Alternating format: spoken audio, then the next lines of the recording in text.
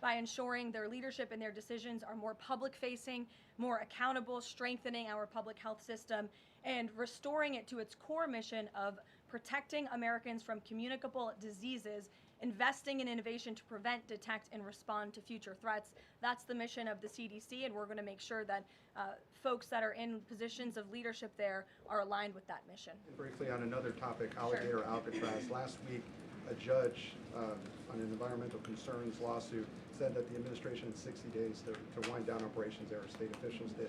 Now, the administration has not been shy in fighting back against what it calls activist judges, but why is it backing down this time?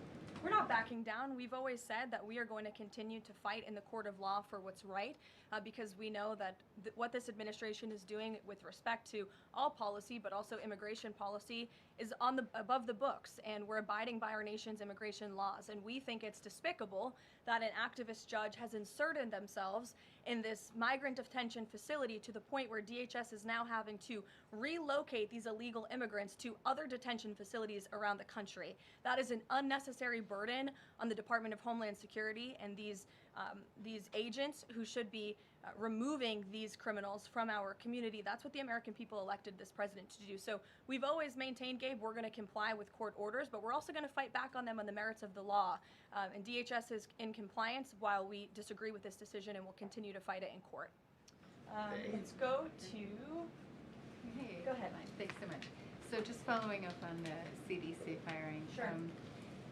Are you anticipating other changes there at CDC in addition to that firing? And is the administration going through in a very sort of organized fashion? Is there a task force that's going through high-level appointees to see who is or isn't aligned with the mission? Like, should we expect more changes? Not to my knowledge. I understand there were a few other individuals who resigned after the firing of Ms. Monarez. One of those individuals wrote in his departure statement that he identifies pregnant women as pregnant people. So that's not someone who we want in this administration anyway. So if people are not aligned with the president's vision and the secretary's vision to make our country healthy again, then we will gladly show them the door. Caroline, can I just follow up on... Go to the back. Thank Yes. you, Caroline. Go behind you, Andrew. Go ahead. Oh, thank you, Caroline. The military deployment that President Trump has sent to the Caribbean Sea close to the shores with Venezuela is massive. It's much more that is needed to simply counter narcotics operations. Is President Trump considering launching military strikes to military installments or facilities in Venezuelan soil? I won't get ahead of the president with respect to any military action or questions about that ever. But what I will tell you is that many Caribbean nations and many nations in the region have applauded the administration's counter-drug operations and efforts, and the president is prepared to use every element of American power to stop drugs from flooding into our country and to bring those responsible to justice. And as I've said from this podium before, the Maduro regime is not the legitimate government of Venezuela. It is a narco-terror cartel. Maduro is not a legitimate president. He is a fugitive head of this drug cartel. He has been indicted in the United States for trafficking drugs into our country, and it is the utmost responsibility of this president and this administration to prevent the illicit flow of drugs into our country and to protect citizens from those deadly poisons. Reagan. Thanks, Caroline. I have two questions for you. Sure. Democrats, including former White House Press Secretary Jen Psaki and Minneapolis Mayor Jacob Frey, attacked prayer and pushed gun control in the aftermath of yesterday's shooting. What's the White House's response to their comments? Yes, I saw the comments of my predecessor, Ms. Psaki, and frankly, I think they're incredibly insensitive and disrespectful to the tens of millions of Americans of faith across this country who believe in the power of prayer, who believe that prayer works, and who believe that in a time of mourning like this, when beautiful young children were killed while praying in a church, it's utterly disrespectful to deride the power of prayer in this country, and it's disrespectful to the millions of Americans of faith. And I would encourage Ms. Psaki to pray for these families themselves who need it right now more than ever.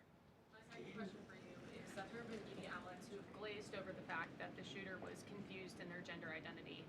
Does the administration believe that this element needs to be investigated in the shooting? All of the elements are being investigated in the shooting, absolutely. Which is why part of the reason the FBI director came out and immediately confirmed that facet of the investigation. John. Thanks a lot, Caroline. Two questions on two separate issues. First of all, the drone and missile strikes that took place overnight in Ukraine. General Keith Kellogg, the president's special envoy, has described these attacks as egregious. Do you agree with that description, and do you view President Putin as an impediment to getting peace between these two countries? Well, it's not about if I agree, it's about what the president thinks, and I know what the president thinks because I talked to him about this. He was not happy about this news, but he was also not surprised.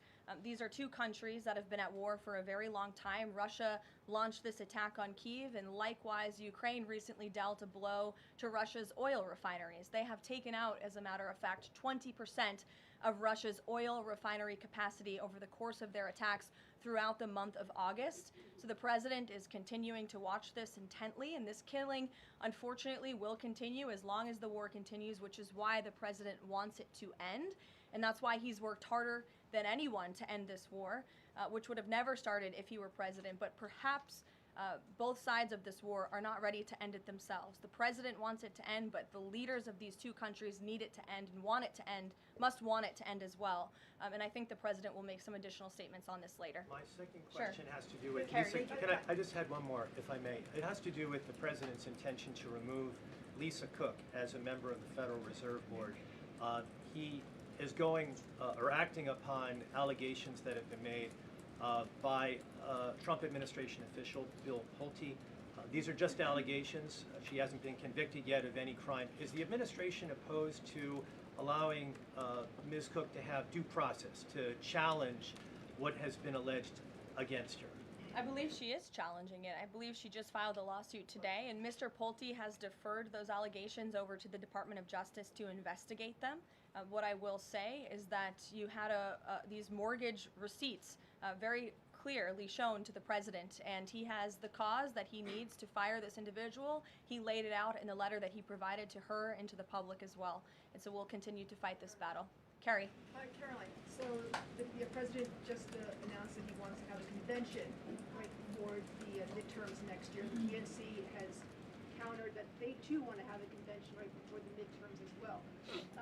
What's the White House's response to that? And can you give us just a little bit of a hint or a tease here as to how the president envisions a convention in the for the midterms? Look, the president put out a statement on this earlier today. I'll let him speak further on the plans that he envisions, but I think he's very proud of the accomplishments and the achievements of his administration, as he should be.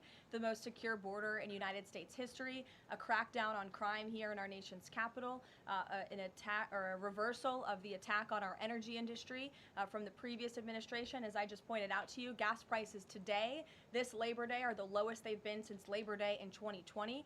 Our economy is bringing in trillions of dollars in revenue from all over the world again. So there's so much for Republicans and for the president and for Americans across the country to be proud of, and I think the president wants to see that celebrated. But for any further details on this as they come, we'll provide you with them.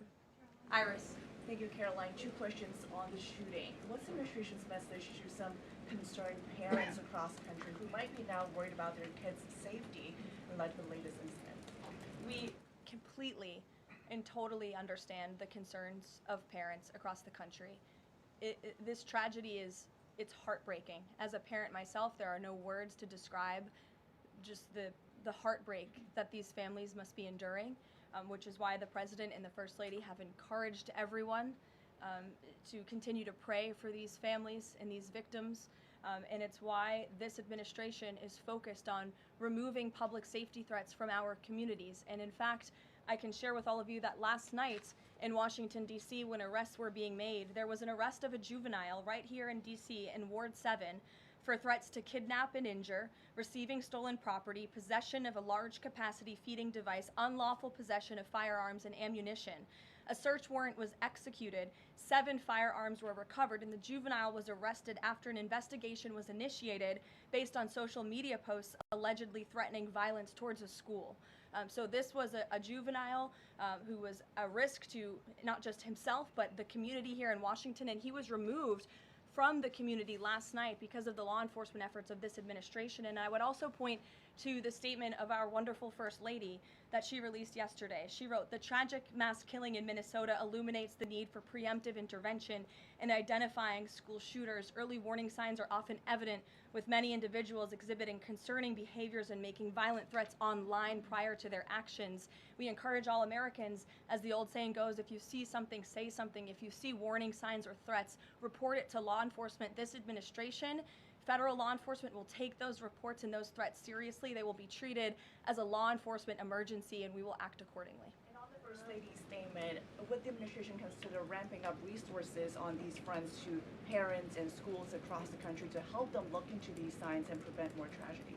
It's a very fair question, Iris. As for any potential future policy decisions or funding questions, it's just been over 24 hours since this tragedy occurred. Right now, we're focused on the FBI and their investigation and uncovering all the facts, and we'll leave those very important policy discussions to another day. Thank you, Caroline. Go ahead. Megan. I had a question about the Lisa Cook lawsuit that you Sure. mentioned. Does the president plan to wait until that lawsuit is resolved to appoint her replacement? I will leave that to the president to make that decision in that announcement himself. Brian? Thank you, Caroline. Two questions. Bouncing off the CDC, situation at CDC, I'm curious if administration officials are pushing back on the president's agenda, privately, publicly, however, should they fear to lose their jobs going forward? Look, I think if you're doing your job well, and if you are executing on the vision and the promises that the president made to the public who elected him back to this office, then you should have no fear about your job. Just do your job. That's what this president wants to see. He wants to see people solving problems. He wants to see the people who have the privilege of serving the American taxpayer and the federal government abiding by the wishes of the American taxpayers who overwhelmingly reelected him in this cabinet to make America great again, or in this case, make America healthy again. On the Intel deal, where the U.S. got a stake in that company, there's two things I want to ask about that. The first is, what did the U.S. get back in return for that deal? And the second thing is, what are the future plans for giving any form of money to another company? It could be through the CHIPS Act, like this deal, or some other form of funds. What are the plans there by this White House administration? Well, look, as you know, Brian, very well, because you cover it often, the Intel deal is still being ironed out by the Department of Commerce. The T's are still being crossed, the I's are still being dotted. It's very much still under discussion. But the president's thinking, I can share with you, is certainly to ensure that the United States government is making our country wealthy again and is benefiting from some of these deals. And it's a creative solution. I know it's outside the box thinking, which is uncommon in this city, but it's something that he proposed and something that the Secretary of Commerce is working on putting into action. Mary. Thanks, Caroline. I have a couple questions on the shooting yesterday. The first one, this is the second shooting involving a trans-identifying shooter who specifically targeted Christians and Catholic kids. What kind of consequences do the gender-affirming therapists, doctors, or even the parents of these shooters face after these types of shootings? Well, as for the parents and potential therapists in this case, again, all of that is still currently being investigated by the FBI. I know the Secretary of Health and Human Services this morning said that HHS is investigating perhaps links between some of these drugs and these prescription drugs that some of these minors may be taking, and an increase in violence. And obviously we have mental health problems in this country that this administration and Secretary Kennedy will continue to speak out about in the work that we're doing to solve it. Thank you. And just to follow up, I've seen a lot of calls for action, among these lawmakers saying that we shouldn't just be praying. One that I've seen on the right, actually, is calls for the FBI to institute a new class of domestic terrorism that involves trans ideology. Is that something that the administration would support? I would have to check with the appropriate people on that. Daniel. Thank you, Caroline. We saw some new revised economic data come out today showing the U.S. economy moved a 3.3% clip, largely buoyed by a surge in capex. What's the White House reaction to this, and is this sort of the president's vision beginning to come to life after the Big Beautiful Bill was passed in July? Yes, I mean, look, we did say that once the Big Beautiful Bill was signed into law, we're going to see the effects of this massive pro-growth piece of legislation. As I laid out for you as we head into the Labor Day weekend, there's many positive economic indicators that the American people can be hopeful about. But don't forget, we are reversing 4 years of reckless spending from the previous administration of slamming regulations down the throats of American business owners and consumers across the country. But the administration is working very hard to unravel all of that and to ensure that small business owners and workers are thriving and that they have more money in their own pockets to spend. Thank you. Thanks so much, Caroline. Back on the CDC, there was reporting that some of the initial problems between RFK and the CDC director stemmed from miscommunications or differences on vaccine policy. So I wonder if you could just say whether or not the president believes that the COVID vaccine should be available to and covered by insurance for all Americans, regardless of age and pre-existing conditions. What I will tell you is that the FDA recently revoked the emergency use authorizations for 3 COVID vaccinations while simultaneously greenlighting 4 new COVID-19 vaccines with 2025 and 2026 formulas. The reason for the revocation of that emergency use authorization is because obviously the COVID pandemic and the public health emergency is over. But just to correct the record, because there's been a lot of misinformation on this, the FDA's decision does not affect the availability of COVID vaccines for Americans who want them. We believe in individual choice. That's a promise both the president and the secretary have made, and it's a promise they have now delivered on. Question, if I could, Caroline. Second question, if I could. Sorry.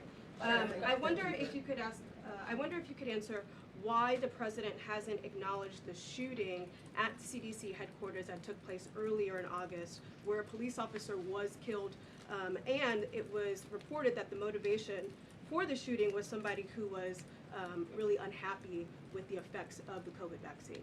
We absolutely were very much aware of that shooting. The Secretary of Health and Human Services put out a statement immediately. He was in touch with the CDC, and he actually traveled to Georgia to assess the situation and to mourn with the people who work in that building there. So, go ahead. With respect to Labor Day, one of the most underrepresented groups right now are police officers. 30,000 police officers short in America right now. To Brandon's question, 1,300 short in Chicago, 3,000 short in New York, 500 short here in Washington, D.C. What can the White House, what can the President do to help recruitment of police officers? You've done well with the military and Border Patrol. What can be done to get more police officers on the streets of America? Well, the president has certainly been very successful in recruiting federal law enforcement. If you look at the ICE recruitment campaign that was led by he and our Secretary of Homeland Security, we've seen more than, I believe, 130,000 applicants to join ICE, which is just amazing. There's more applicants now than there are jobs to fill, and we're very grateful for that. Clearly, Americans want to serve their communities. They just need a leader who encourages them to do so. So maybe Governor Pritzker should spend less time demonizing the police, more time trying to recruit more police, and more time trying to call the President of the United States to get crime in his city under control. The President wants to allow law enforcement, whether it's state, local, federal, to do their jobs, to arrest criminals, to put them behind bars, and to remove public safety threats from American communities. He'll continue to do that. Thank you, guys. Thank you.